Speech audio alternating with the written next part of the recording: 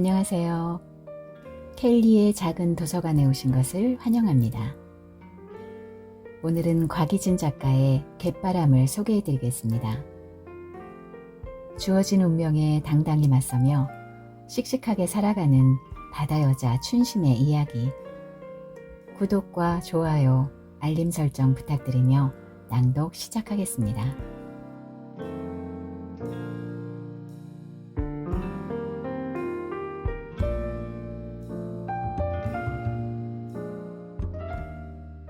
울랑거리는 소리가 들렸다. 안갯길이 몸 부비는 소리, 잔물결이 잇따라 흔들리는 소리, 또는 안개와 잔물결과 갯바람이 섞이면서 흐르는 소리였다. 안개는 바다 가운데서 갯바람을 타고 어두움을 휘저으며 뭉글뭉글 기어 올라오고 있을 터였다. 그럴 때면 모든 소리는 울랑거린다. 춘심은 튕기듯이 벌떡 일어났다. 방 안엔 어두움이 가득 채워져 있었다. 그녀는 윗목에 벗어던졌던 빨간색 작업복 잠바와 발목에 고무줄이 끼어있는 바지를 주섬주섬 찾아 껴입었다. 딸아이가 실눈을 떴다. 갯가 가는가? 일곱 물인께 아직 깜깜한디. 으짜겄냐, 이 물때를 놓치면 그런 연놈들 어디 가서 만난디야. 참말로 엄매 말하는 것은. 딸아이는 기껏 걱정해서 하는 말에 상스럽게 대꾸하는 어미의 말투가 못마땅해 이불을 끌어당겨 뒤집었으며 모로 돌아 누웠다. 어째 내 말이 틀렸냐? 너희들 공부 gel칠라면 돈 되는 연놈들 찾아 가랑이 바람 일으키며 갯가 쏘다녀야 함께. 춘심은 큰딸의 냉갈령에 된소리로 쏘아붙이며 둘째와 셋째가 걷어찬 이불을 바로 잡아주었다. 다 지그들 위해서 참 설치며 서두는 것이지. 음력 금음과 보름쯤 2, 3일 동안은 바닷물이 가장 멀리 빠져나가는 사리물때라서 춘심은 갯가 일하기 좋은 물때를 놓치지 않으려고 깊은 잠에 빠지지 못했다. 마침 일곱물 사리 때인지라 해미와 갯바람이 섞여 기어 올라오는 소리를 들으며 눈을 뜬 것이다. 춘심은 수건을 목에 걸치며 방문 쪽 벽에 걸린 손전등을 들고 뒤틀려 있는 정자무늬 문을 발로 찼다.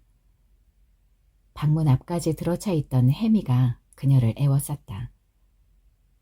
해미는 어둠과 함께 마당 가득 들어차 있었다. 그것은 중천에 떠도는 망자들의 혼이 내뿜는 입김인즉 언제라도 바다로부터 기어 올라왔다. 그녀는 미세한 이슬을 달고 있는 거미줄을 걷어내는 듯 손을 휘저으며 툇마루 한쪽 구석에서 허벅지까지 올라오는 고무 장화를 신고 꽃무늬 토시를 팔목에 꼈다. 경칩이 얼마 남지 않았지만 갯바람 섞인 공기는 서늘한 한기를 품고 있었다. 춘심은 손전등에 등에 붙은 단추를 밀었다. 어둠 속에 부연 비크물이 만들어졌다. 춘심은 하늘을 올려다보았다. 잔별이 총총했다. 얕은 돌담 너머 바다를 바라보았다. 거기 바다는 보이지 않았지만 바다에서 기어 올라오는 안개와 바람이 있었다. 이런 날은 바다와 하늘이 섞여버린다. 춘심은 마당을 가로질러 골목을 빠져나와 쟁걸음으로 바다를 향했다. 갯바람이 그녀를 쌓아놨다. 춘심은 코를 벌렁거렸다. 바닷물 빠져나간 갯벌에 펼쳐져 있는 파래 냄새가 짠내와 함께 후각을 자극했다. 민물이 섞이는 갯벌에서 자란 파래는 싱그러운 맛을 내는 해조류다. 춘심은 제철 만난 파래를 한 움큼 뜯어다가 시큼달큼 초무침하면 좋겠다는 생각을 하며 오른손에는 플라스틱 들통, 왼손에는 손전등을 들고 실팍한 궁둥이를 흔들면서 파란 융단처럼 깔려있는 파래를 밟으며 갯벌을 내달렸다. 마음이 급했다. 갯바위를 찾아 여기저기 뛰어다니다 보면 밀려나갔던 물이 기척도 없이 다시 밀려 들어오기 때문이었다. 춘심은 저만큼 밀려난 바닷물을 따라 달리다가 왼쪽으로 돌아섰다. 그쪽으로 여기산 줄기가 흘러내려와서 바다로 뻗어있고 그 자락에 크고 작은 바위가 만들어져 바닷속에 잠겨있다. 썰물에 물이 멀리 빠져나가면 기암괴석에 빼어난 자태가 드러난다. 그 바위덩이 틈 여기저기 살고 있는 놈들이 춘심이가 말하는 돈 되는 연놈들이다. 춘심은 그 연놈들이 살고 있는 바위 밑 집을 잘 알고 있었고 빠져나간 물이 다시 들어오기 전에 서둘러 그곳을 점령해야 했다. 춘심은 물속에 잠겨있다가 드러난 갯바위를 뛰어넘었다. 갯바위엔 윤기 자르르 흐르는 톳이며 석화가 널려 있었다. 녹미채라고도 하는 톳은 늦여름 발아하고 겨울에 자라서 봄이면 그 잎을 채취하는데 데쳐서 나물을 하거나 토장국을 끓이면 독특한 맛을 내는 해조류다. 겨울에 죽고 봄에 싹이 트는 육지 식물처럼 톳도 여름에 말라 죽고 다시 늦여름에 발아하는 일년생이다. 그러나 춘심은 손전등빛 그물에 드러나 보이는 톳이며 석화며 눈에 띄는 씨알 굵은 고둥도, 따개비도, 홍합도 무관심이었다. 갯벌에서 봄 입맛 돋우는 파래를 뜯는 것도, 바지락 구멍을 찾아 바지락을 캐는 것도 좋아하지만 모두 뒤로 미뤘다.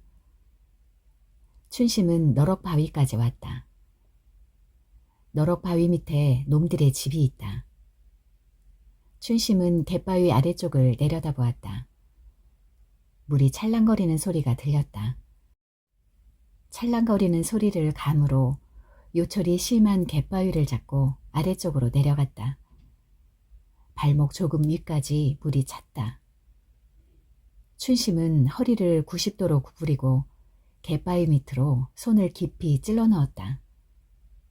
시린 기가 손끝 신경세포를 타고 골수까지 전해진다. 짠물은 시린기가 더하다.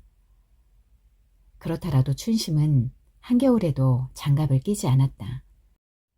그녀의 손끝은 촉각이 곤두선 잘 발달된 더듬이이기 때문이다. 그 더듬이로 놈들을 찾아야 했다. 춘심은 갯바위와 갯바위 틈 좁은 구멍으로 손을 넣었다. 무언가 손끝에 닿는다. 미끈거리면서 오톨도톨한 감이 느껴진다. 춘심은 5손가락에 힘을 주어 놈을 꽉 쥐었다. 오메 쬐끔한 놈이네. 큼직하고 탱글탱글한 놈 잡아야 하는디. 그녀는 손의 감촉만으로 느껴지는 해삼을 움켜쥐고 중얼거리면서 서방에 그것을 떠올렸다. 독한 소주에 찌든 그녀의 서방것은 거기가 작고 쪼글쪼글한 상태로 춘심의 성욕을 감퇴시키곤 했었다. 춘심은 속웃음을 웃으며 엄지손가락 굵기만한 해삼 한 마리를 뜯어 플라스틱 통에 담았다.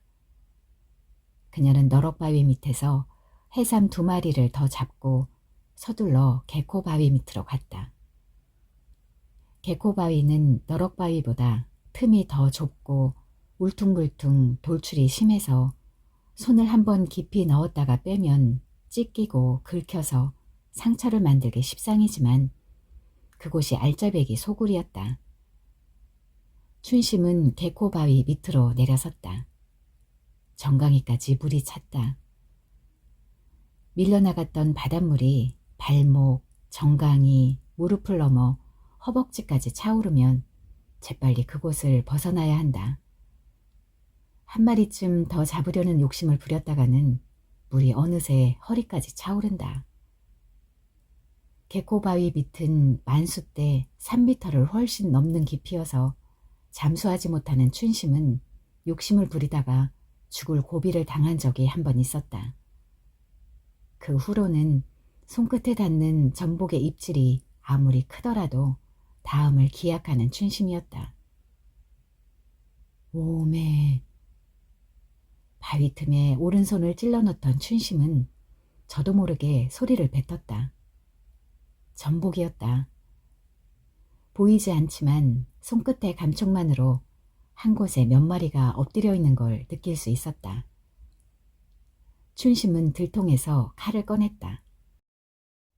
바위에 붙어있는 해삼은 손가락 힘으로 딸 수 있지만 큰 전복은 놈의 흡인력 때문에 칼을 이용해서 따야 한다. 춘심은 먼저 쉽게 한 마리를 땄다. 손바닥만 했다. 그러고도 한 곳에서 3마리를 더 땄다. 옹골졌다. 춘심은 입이 절로 벌어졌다. 춘심은 더 깊이에 한 마리가 붙어있는 것을 감지했다. 춘심은 팔목의 토시를 빼버리고 안쪽으로 깊이 손을 밀어 넣었다. 손등이 긁혔다. 물만 차오르지 않으면 손등이 긁히고 피가 나는 것쯤 아랑곳하지 않는 춘심이었다.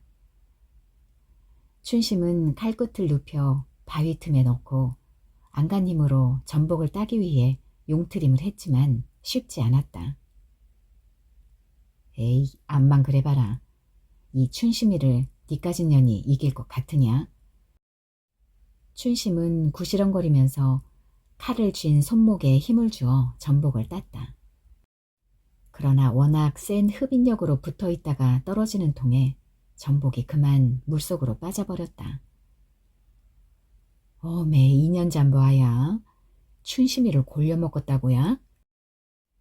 춘심은 고무장화시는 발등을 치고는 바닥으로 떨어진 전복을 줍기 위해 허리를 굽혀 손을 물속에 넣었다. 그 사이 어느 쪽으로 기어갔는지 전복이 없었다. 춘심은 물속에서 한 발 뒤로 물러나 손전등을 비추고 물속을 들여다보았다. 보였다. 그런데 전복 옆에서 커다란 해삼 한 마리가 느리게 움직이며 바위 틈으로 들어가고 있었다. 옳체, 너도 거기서 꼼짝 말어. 춘심은 장화발로 해삼을 가만히 밟고 바닥에 붙어있는 전복을 들어 올렸다. 지화자 좋고 솔찬이 큰 년이네. 손저울 짐작으로 700g은 좋게 나갈 크기였다. 절로 노랫가락이 튀어나왔다. 춘심은 노랫가락까지 섞어 혼자 소리를 하며 발로 밟고 있던 해삼까지 손에 쥐었다. 통통하고 컸다. 춘심은 통통한 해삼과 전복을 양손에 들고 해벌적이 웃었다. 횡재였다. 이것 좀 봐야. 누가 잔 봐주면 좋겠네. 춘심은 동도 트기 전에 갯가로 나가는 어미에게 냉갈령 부렸던 딸년에게 그녀의 손에 쥐어져 있는 전복과 해삼을 보이고 싶었다. 내년이 애미 이런 맛을 어찌 알겠냐. 춘심은 전복과 해삼을 양손에 들고 보다가 둘을 한데 폭에서 꼭 누르고는 또 한 번 소리 없이 해벌적이 웃으며 둘을 플라스틱 들통에 넣었다. 춘심은 들통 속에서 한데 엉켜있는 놈들을 보고 또 보았다. 참말로 오진 거. 전복만 해도 2kg이 넘을 것 같았다. 이러니 저러니 해도 자연산 전복 맛은 특별하니까 20만원쯤 누구 돈을 받을지 모른다. 춘심은 오전 10시 버스를 타고 읍으로 나갈 것이다. 온종일 갯벌을 기어다니며 바지락을 캐도 2만원 벌이가 고작인 터. 새벽잠 안 자고 기다렸다가 서너 시간만 갯바위 들쑤시고 나면 몇 곱이었다. 때문에 한 달에 몇 번 좋은 물때 기다렸다가 갯바위 밑을 더듬으며 전복이나 해삼을 따는 재미를 놓칠 수 없었다. 춘심은 허벅지까지 차오른 물속에서 갯바위로 올라섰다. 물 밖으로 나오자 갯바람에 체감 온도가 뚝 떨어지면서 온몸이 사시나무처럼 떨렸다. 물속에서 바위 밑을 더듬으며 전복을 찾을 때는 손이 시린지 손등이 찢기는지도 모른다. 그러나 일을 끝내고 나면 찬바람에 노출된 손등의 상처도 아리고 손끝을 통해 전해졌던 시린 기가 등골 신경을 건드리고 골수까지 차오른다. 그 시린 기를 참으며 집까지 가면 온몸이 굳는다. 잠시라도 불을 피워 몸을 녹이고 가야 했다. 그녀는 너럭바위 위에 플라스틱 들통을 놓고 조금 위쪽으로 가서 갯바람에 꺾여 뒹구는 소나무와 졸참나무 가지를 모았다. 잠깐 사이에 땔감 한아름을 들고 너럭바위로 온 춘심은 솔가지를 불쏘시개로 그 위에 졸참나무 가지를 꺾어 얹은 뒤 점퍼 주머니에서 라이터를 꺼냈다. 언젠가 수협 조합장 선거가 끝나고 축하하는 자리에 함께 따라갔다가 주워넣은 읍내의 장독대라는 노래방 이름이 찍혀있는 라이터였다. 그라고 본게 여그 가본지도 오래되었구만. 춘심은 목포의 눈물이며 애수의 소야곡 같은 노래를 곧잘 불렀다. 그날도 춘심이 노래했을 때 여기저기서 춘심이 잘 오네, 한 자리 더 하게 했었고, 그람 또 한 자리 더 하요이 하며 목청을 돋웠었다. 이까진 노래방 비싸기만 어제 젓가락 장단 두들기며 부르는 것 멘치로 맛이 안 나제. 그녀는 혼자 소리로 주거니 받거니 하며 라이터를 켰다. 불꽃이 올랐다. 춘심은 잔솔가지에 불을 붙였다. 불이 피어오르고 이내 훈기가 돌았다. 솔가지가 타면서 갯가에 솔향이 흘렀다. 그녀는 솔가지를 톡톡 부러뜨려 타오르는 불 위에 놓으며 들통을 들여다보았다. 볼수록 오진 것들. 춘심은 보고 또 봐도 기분 좋은 듯 흡족한 미소를 흘리며 꼼지락거리는 놈들을 연신 들여다보았다. 서로의 등을 타고 오르는 전복, 그 전복들 위로 기어오르는 해삼. 전복은 여자의 그것처럼 생겼고 해삼은 남자의 그것처럼 생긴 모양을 생각하며 춘심은 전복과 해삼을 연놈들이라고 칭하길 즐겼다. 에라이, 네 놈은 오늘 내 밥이다. 춘심은 전복 위로 올라타고 있는 해삼을 잡았다. 전복 횡재한 오늘 같은 날은 해삼 한 마리쯤 그녀 자신을 위해 먹어도 될 터였다. 해삼은 한 소나귀에 넘칠 만큼 통통하고 컸다. 소나귀에 힘을 가했다. 잡혀 먹힐 것을 아는지 해삼은 몸통에 힘을 주며 빳빳하게 반응했다. 그러자 춘심은 서방의 그것을 생각하며 또 웃음을 흘렸다. 춘심은 입가에 미소를 흘리면서 오톨도톨한 해삼의 끝부분을 이로 잘라내버렸다. 짭짤하면서도 단물이 입안 가득 고였다. 춘심은 모닥불 앞에 가랑이를 벌리고 앉아 해삼을 통째 뜯기 시작했다. 돌처럼 단단했지만 씹을수록 쫀득거렸고 향과 맛은 신선했다. 도시 사는 것들이 이런 이 포강을 알간? 물 밖에서 며칠 뒹군 놈들 먹으면서 좋다고 허겄지. 갯가에 사는 맛은 그런 것이었다. 계절에 따라 갓 잡아 올린 생선이며 해초나 조개류 또는 계절에 따라 갓 뜯은 산채 등을 바로 먹을 수 있는 재미는 꽤 기분 좋은 사치다. 으이구, 늑다리 서방, 이케 좋은 안주는 입에 넣지도 않고 생소주만 들이부었으니 일찍 뒤졌지. 춘심은 해삼 한 마리를 씹으면서 그 신선한 맛에 감탄하며 도시 사람들 약 올리더니 결국은 먼저 가버린 서방을 들먹였다. 연병하다가 자빠진 놈, 새끼들만 싸놓고 그렇게 가불어. 춘심은 바다 앞에 앉아 찰싹찰싹 밀려 들어오는 물을 바라보며 서방을 겨냥한 욕설을 퍼부었다. 서방을 떠올릴 때마다 연병얼놈, 징혼놈 하는 욕설을 앞세우는 버릇은 여전했다. 여기산 아랫자락에 변변한 논밭 한 떼기 없는 골짜기 동네 딸 많은 집 둘째로 자란 춘심은 학교 근처에도 못 가보고 품팔이만 하다가 21살적 이웃 동네 고기잡이 어선을 가지고 있다는 노총각 동석에게 시집을 갔다.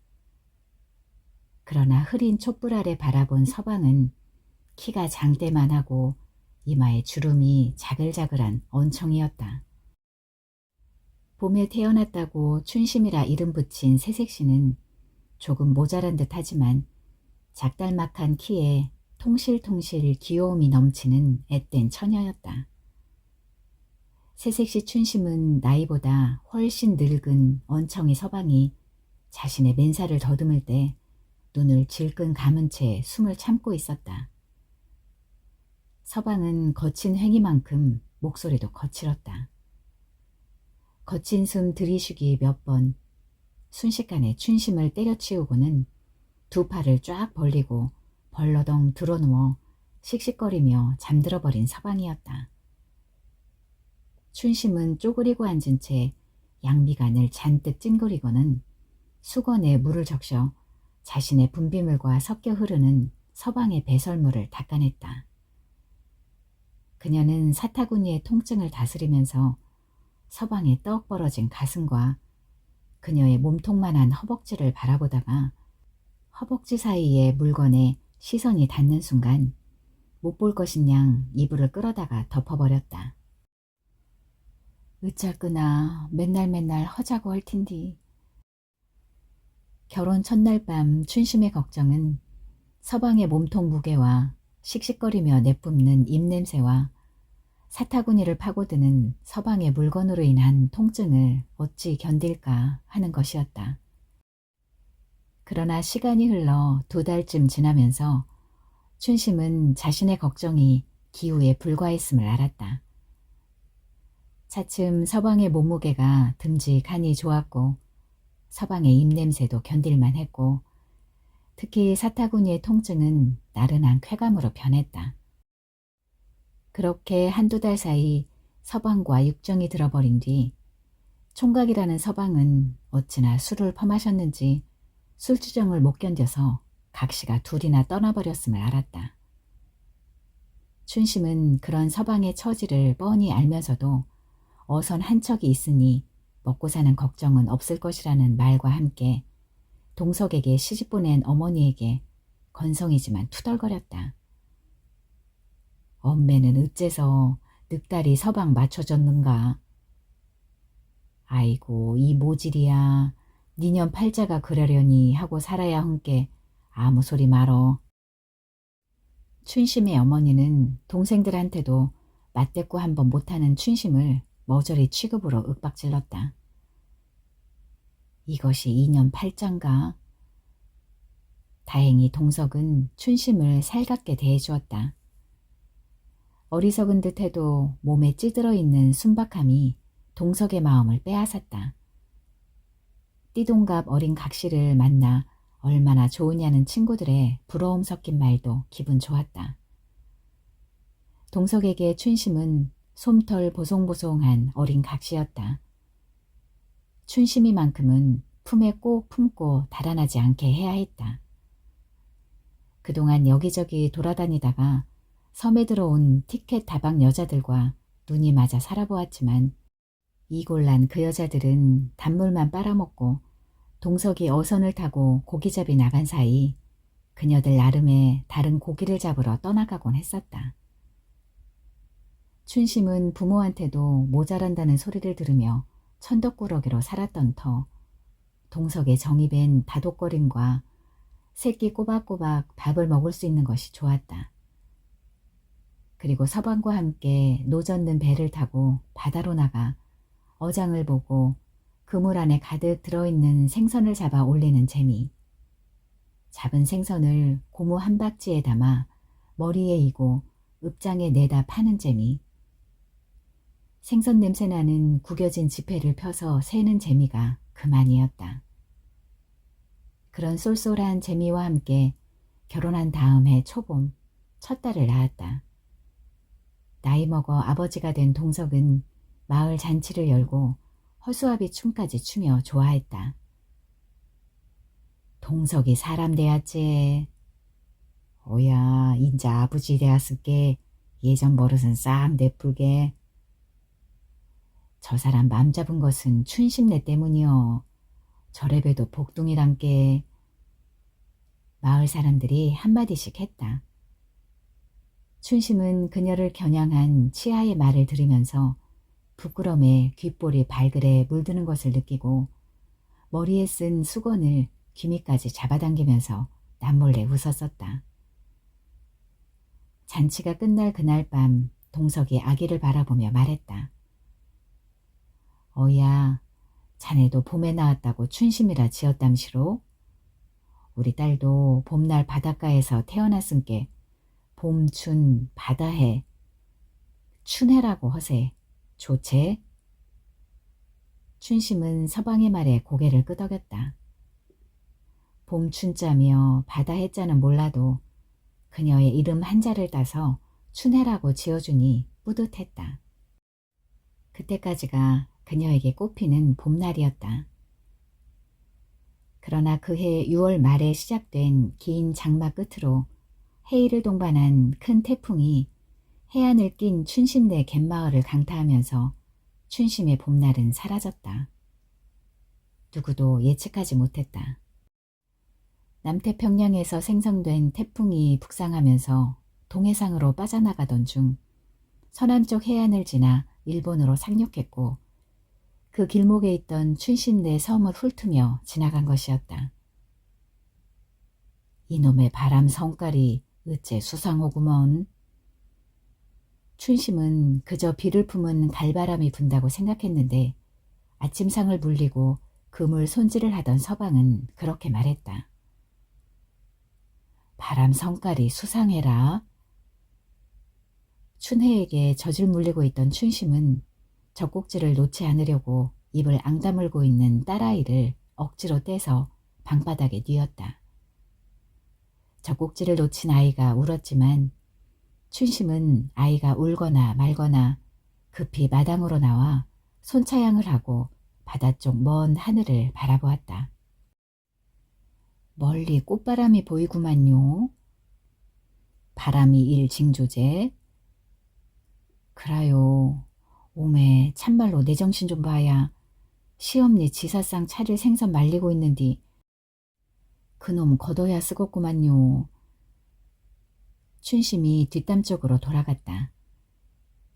제상 차리려고 말리고 있던 조기, 박대, 돔, 광어, 간재미 등의 생선을 걷어들이고 지저귀마저 걷고 나자 거친 바람이 그 마을 해안까지 다가왔다.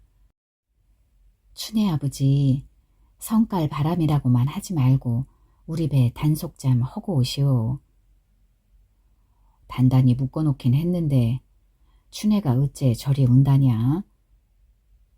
동석은 춘심의 말을 건성으로 흘리고 춘혜가 울고 있는 방으로 들어갔다.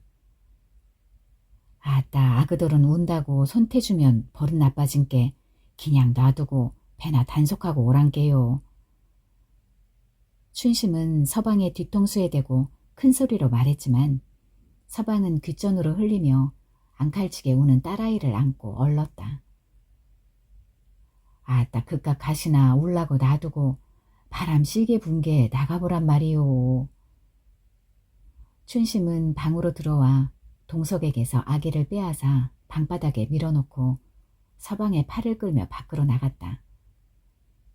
그 사이 파도는 거칠게 용트림하며 갯바위에 흰 포마를 부어댔다. 금방이라도 뚝 이까지 넘어올 기세였다. 바람은 순식간에 급풍으로 변했다.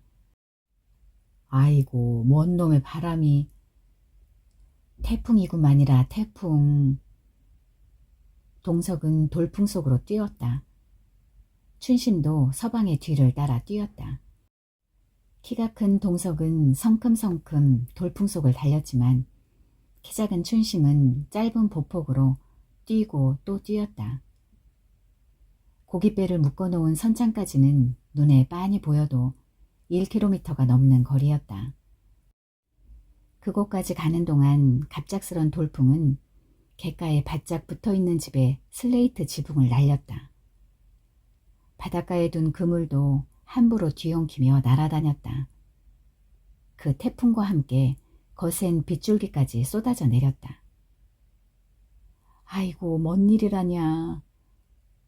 춘심은 울상을 지으며 달렸다. 갯마을 여기저기서 사람들이 나와 웅성거리며 나름대로 태풍막이 채비들을 하고 있었다. 춘심네 고깃배 그냥 놔두었는가?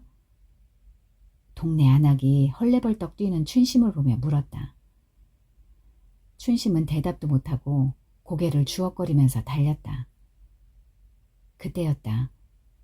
바닷물이 크게 일어서며 큰 파도가 되어 길 위로 확 덮치는가 싶더니 큰 파도가 겹겹이 쳐 올라왔다.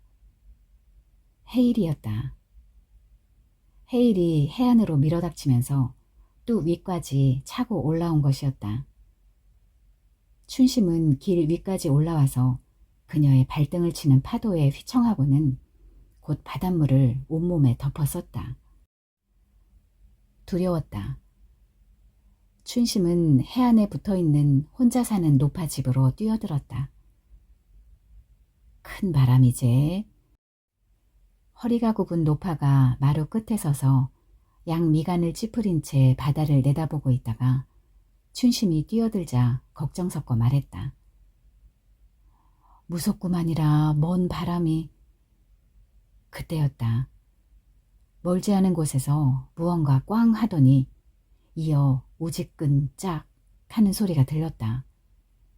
무언가가 깨지는 소리가 분명했다. 오메, 우리 배, 우리 고깃배. 춘심은 밖으로 뛰어나왔다. 노파도 춘심의 놀라는 소리에 맨발로 밖으로 나왔다.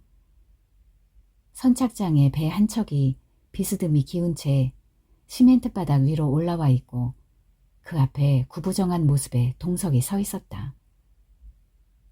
우리 고깃배여라, 고깃배. 춘심은 허위단심 내달렸다.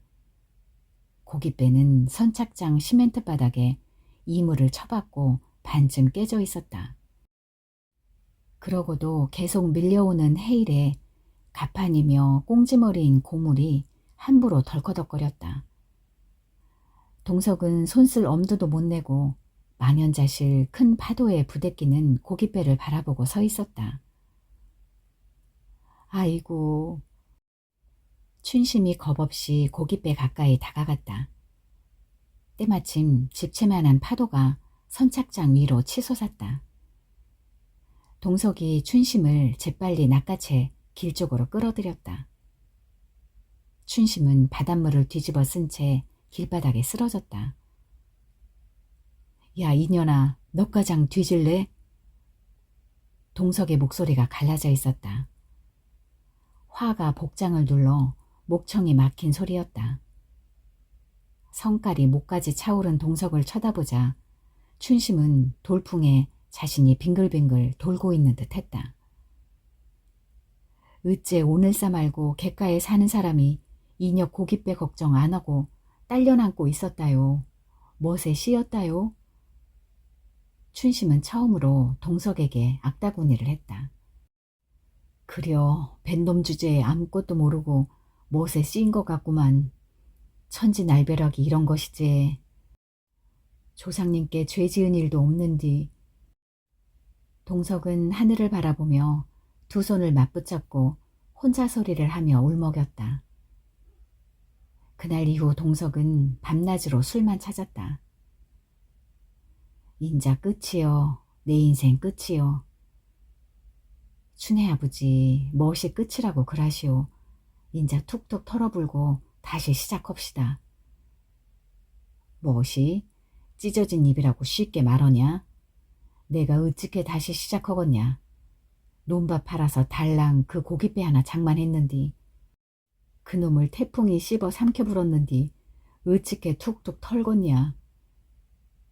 서방은 대병 소주를 통째 들고 입안으로 들들 부었다. 춘심은 겁이 더럭 났다. 이놈이 물인 줄 아요? 물 아니어라, 술이어라. 춘심은 서방의 손에서 술병을 뺏으려 했다. 이년이 나를 등신으로 하는가? 술인 줄 알고 마신 게 상관 말어. 서방은 벌떡 일어서며 춘심을 밀치고 연신 술을 들이켰다. 춘혜 아버지, 그렇게 무지막지하게 술 마시면 죽어라. 뒤로 자빠졌던 춘심은 벌떡 일어나서 키 큰 서방의 팔에 매달리며 술병을 빼서 집어던져 버렸다.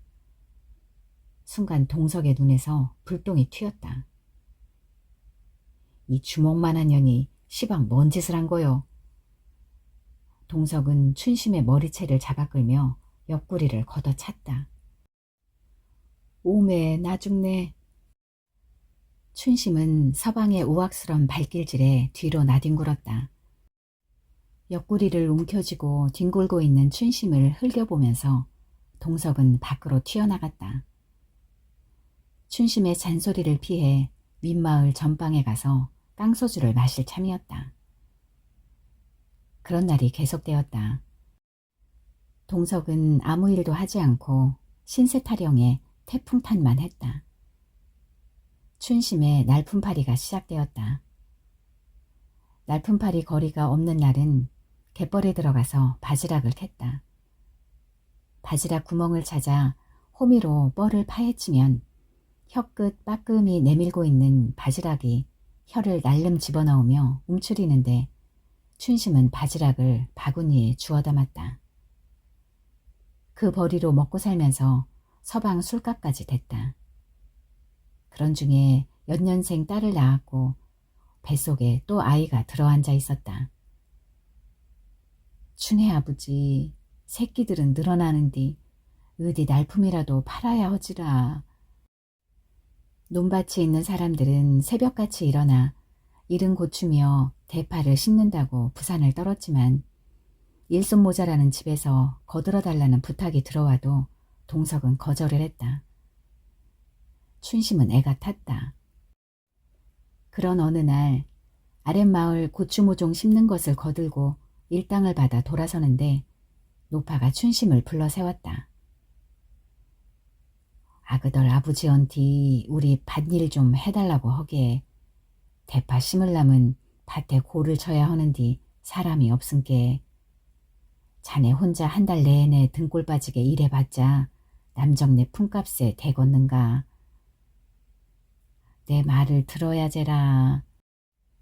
몹쓸 놈. 사지 멀쩡한 놈이 아그가장 벤 무거운 몸인디 각시 혼자 등골 빠지라는 건가? 내가 가서 말할라네.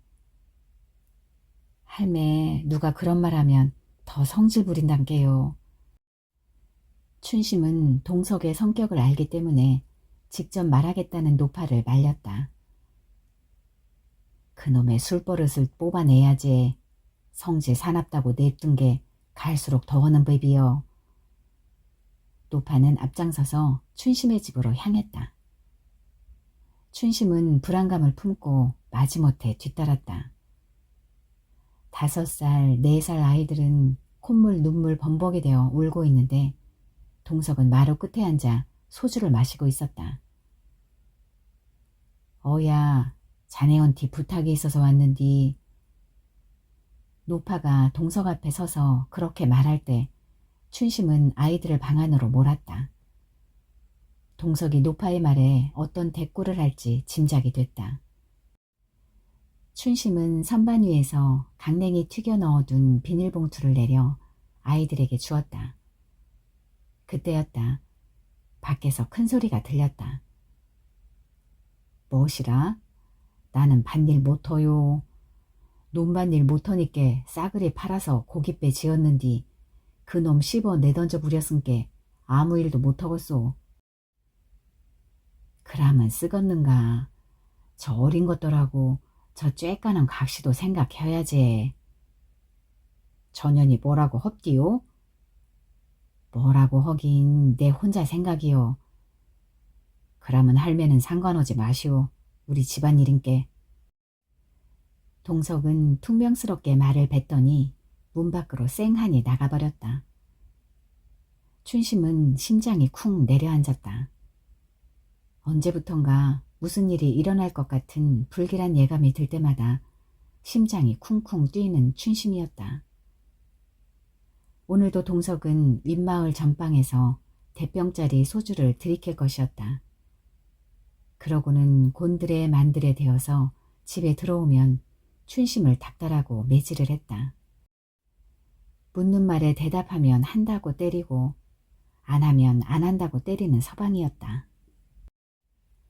어쩌끄나 내가 저놈 성질 잘못 건드린 것 같은디. 그랑께 냅두란께요. 여차하면 아그들 데리고 우리 집으로 내빼온나. 알았냐? 노파는 아무래도 걱정이 되는지 그렇게 말하며 나갔다. 춘심은 고개를 주걱거렸지만 불안과 두려움이 몰려들었다. 그날 밤이었다. 춘심은 잠든 아이들 옆에서 노심초사 마음을 졸이다가 끄덕끄덕 졸고 있었다. 그 순간 동석의 쉰 목소리가 들렸다. 아이고 춘심아, 나 죽는다. 춘심은 용수철처럼 튕기듯이 벌떡 일어나 방문을 활짝 열었다. 아무도 없었다. 꿈이 분명했다. 그러나 너무 영절스러운 꿈이었다. 그녀는 밖으로 나와 해안을 따라 윗마을 전방으로 달리면서 사방을 휘휘 둘러보았다. 3, 4일 기운 보름달이 해안을 환히 비췄다. 그 달빛에 동석의 모습이 보였다. 동석은 뚝길 아래로 떨어져 갯벌에 곤두박혀 있었다. 오메 오메 아그덜 아버지, 이것이 뭔 일이란가. 하늘이 도와서 썰물이었기 망정이지. 춘심은 민물이었다면 영락없이 물귀신이 되었을 거란 생각을 하며 뚝길 아래로 내려가 동석을 흔들었다. 그는 꼼짝도 하지 않았다. 춘심은 씩씩대며 다시 뚝길 위로 올라와 허위단심 집으로 달렸다. 리어카를 가지고 와야 했다. 그녀는 마당 한쪽에 놓인 리어카를 끌고 동석이 있는 곳으로 내달렸다. 미친놈, 낯살 퍼먹었을 만큼 먹었음시로 정신을 못 차린단께. 뒤져도 싸지. 춘심은 서방 앞에서는 입도 벙긋하지 않았지만 듣지 않는 데서는 함부로 욕설을 쏟아내는 버릇이 있었다. 그날은 덩치 큰 서방을 겨우 리어카에 싣고 집으로 왔으며 안간힘으로 쪽마루까지 끌어올리자 기운이 빠졌다. 그녀는 쪽마루에 누운 채 인사불성인 서방에게 이불을 덮어주고 아이들 옆에 잠이 들었다. 그리고 아침이었다. 아그덜 아버지, 일어나시오. 쑥 토장국 끓였은께 한 그릇 자시고 속 좀 푸시오. 춘심은 좁은 툇마루에 엎드린 채 꼼짝 않고 있는 동석을 흔들었다. 순간 손끝에 닿는 느낌이 이상했다. 춘심은 두려움을 품은 채 윗몸을 밀었다. 꼼짝도 하지 않았다. 춘심은 마룻바닥에 얼굴을 대고 있는 동석의 머리를 두 손으로 받쳐들었다. 아이고 엄매. 순간 화들짝 놀란 춘심은 들었던 동석의 머리를 그대로 놔버렸다. 쿵 하는 소리와 함께 툇마루에 동석의 머리가 떨어졌다. 춘심은 뒷걸음으로 마당에 털썩 주저앉았다.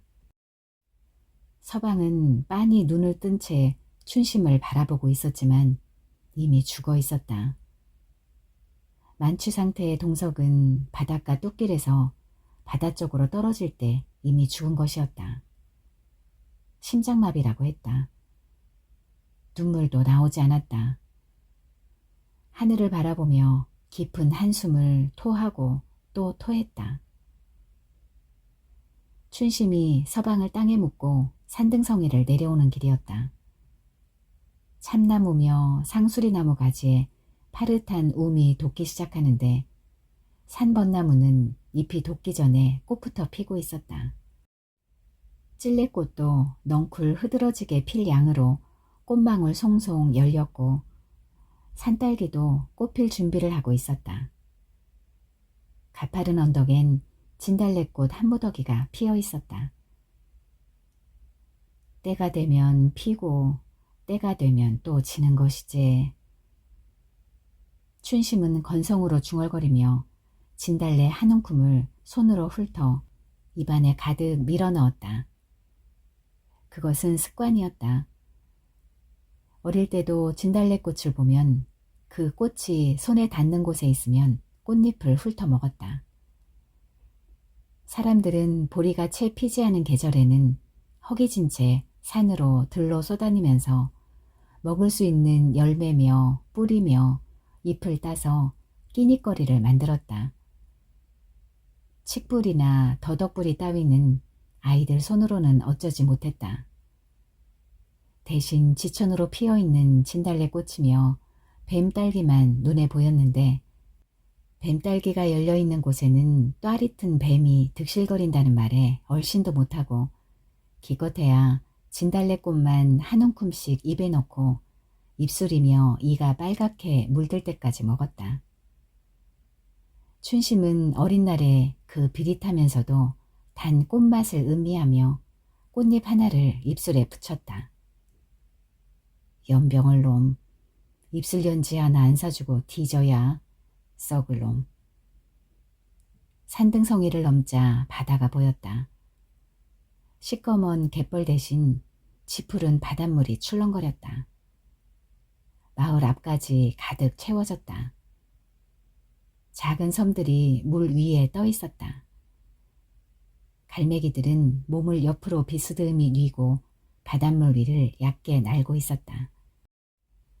바다새 맨키로 바다만 좋아하다 뒤졌은 게 다시 태어남은 바다새가 되겠지야.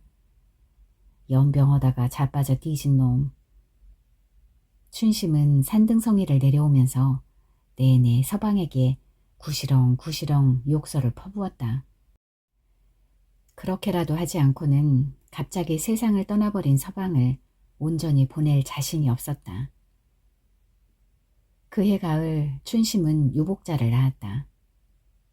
혼자서 용쓰다가 새끼를 밑으로 빠뜨려 놓고 고개를 들어 새끼 아랫도리를 보았더니 피덩이인 채로 고추가 달랑달랑 보였다.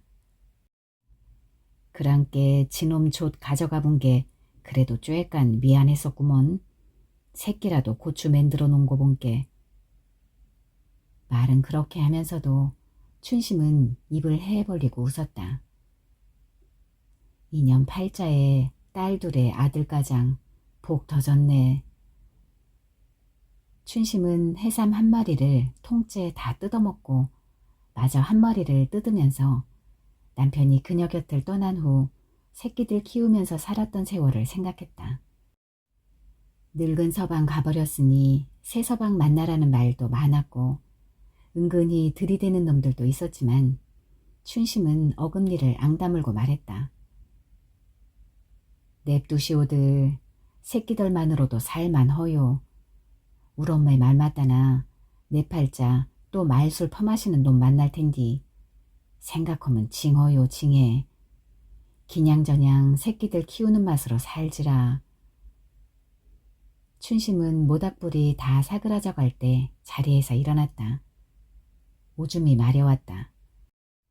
춘심은 판판한 갯바위 위에서 겹으로 껴입은 바지 둘을 끌어내리고 바다를 향해 이를 볼 자세로 양다리를 벌려 무릎을 쭈그리고 앉았다.